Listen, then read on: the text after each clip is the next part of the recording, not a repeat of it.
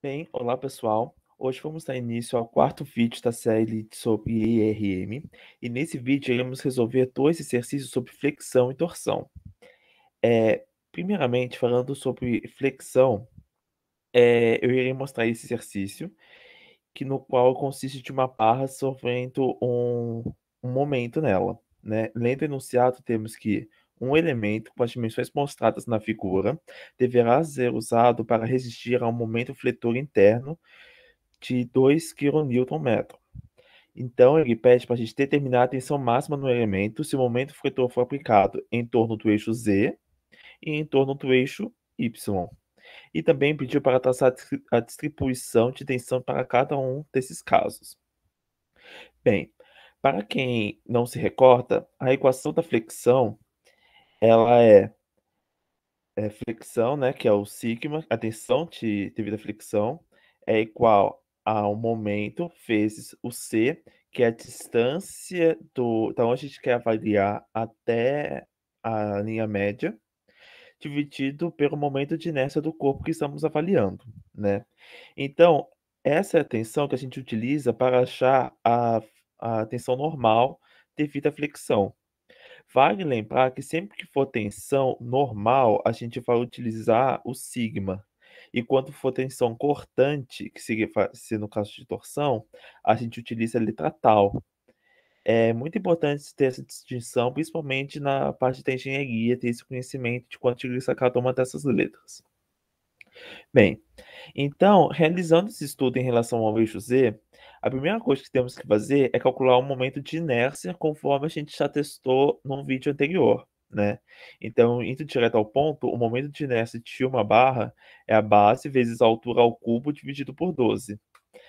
Em relação ao eixo Z, a base dela é de 60 milímetros e a altura é de 120 milímetros. Então, colocando isso na fórmula, temos que o momento de inércia vai ficar de 8,64 vezes 10 a menos 6 metros a quarta. É sempre ter a certeza que colocou a unidade certa aqui, né? E jogando isso na equação, temos que a tensão máxima vai ser o momento, que é 2.000 newton metro, vezes C, que é a distância a distância que a gente quer avaliar, tá a linha neutra. A tensão máxima, né, a tensão, de certo modo, ela vai crescendo a partir do momento que vai se distanciando do da linha de centro. Logo, a tensão máxima vai acontecer na posição mais distante da linha neutra, ou seja, na superfície. Então, o valor de C, que é onde a gente quer avaliar, no qual a tensão vai ser máxima, vai ser a altura dividido por 2. Então, é 2.000 vezes 120 dividido por 2, dividido pelo I, que é o momento de inércia. Com isso, temos que a tensão máxima, considerando o momento em Z, vai ser de 13,89 megapascal. E desenhando a distribuição de tensão, temos que no centro, né, considerando que ela foi aplicada exatamente aqui na linha neutra, e aqui eu estou aplicando esse sentido, que vamos considerar ele anti-horário. Então, na linha neutra, ele está nulo, né? Porém, ele vai crescendo à medida que vai se distanciando. E vale lembrar que a tensão normal, ela normalmente ou vai ser tração ou vai ser compressão.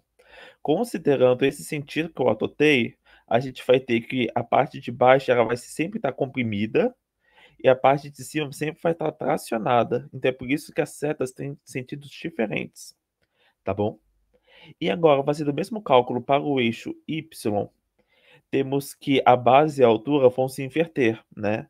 Pois, voltando aqui para mostrar, temos que agora, em relação ao eixo Y, a base é de 120 e a altura é de 60.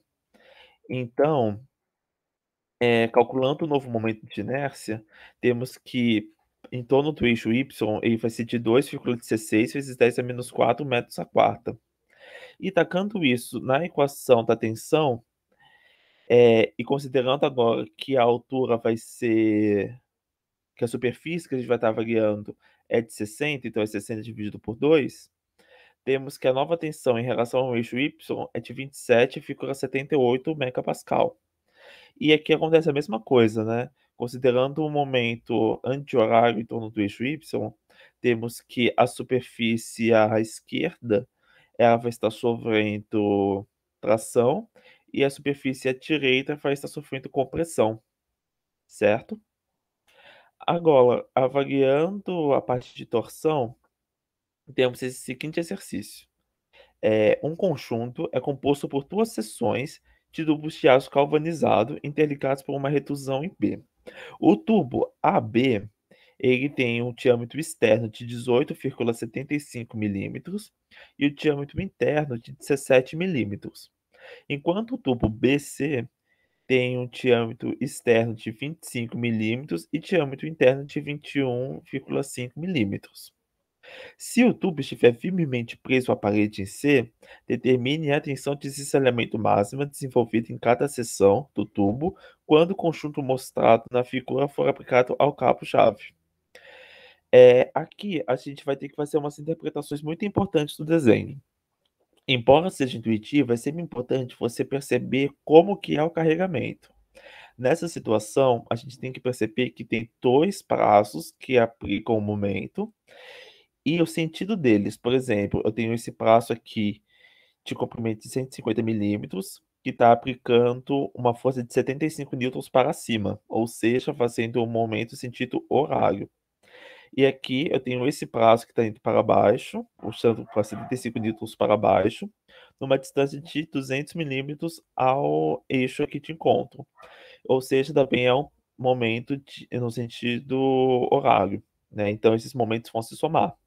Então é importante você interpretar a força para poder calcular o momento corretamente. Então, considerando o cálculo do momento, vamos ter dois, que é o de 75 vezes os 150 milímetros, mais o de 75 vezes os 200 milímetros. Algo que pode fazer é considerar a, a mesma força, né?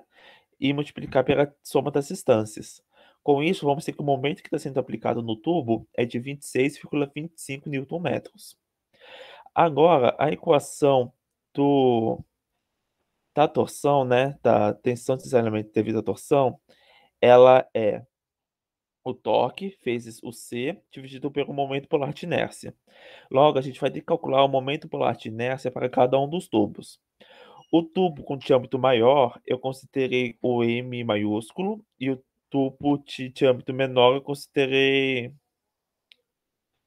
Perdão, ó, o tubo de diâmetro menor, eu considerei o M minúsculo, e o tubo maior, o M maiúsculo. É a mesma coisa para diferenciar os raios. O raio externo é o maiúsculo e o raio interno é o minúsculo. Então vamos lá.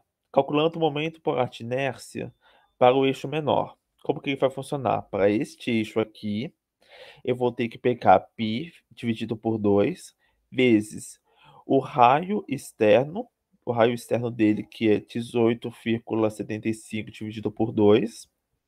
E daí eu vou pegar ele, elevar à quarta, e subtrair ele do raio interno elevado à quarta, né?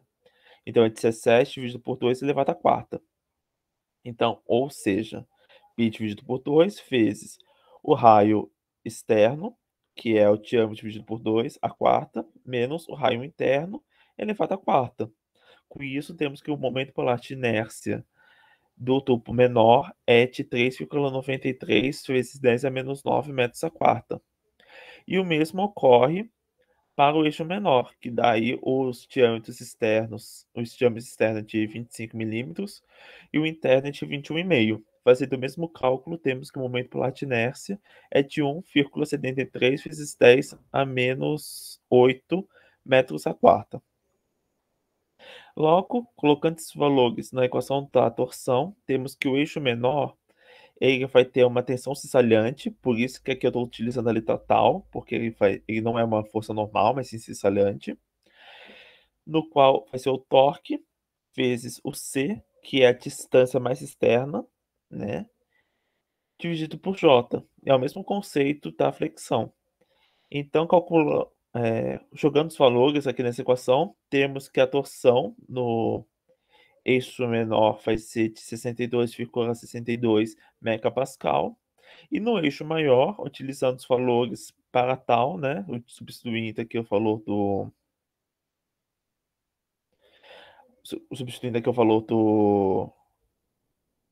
diâmetro, né, aqui até eu confundi, eu dividi o 25 por... Eu já coloquei o 12,5, mas aqui é 12,5, não tem esse 2 aqui, perdão. Mas, utilizando a equação, né, estudando os valores, temos que a tensão cessalhante para o eixo maior vai ser de 18,96 megapascal.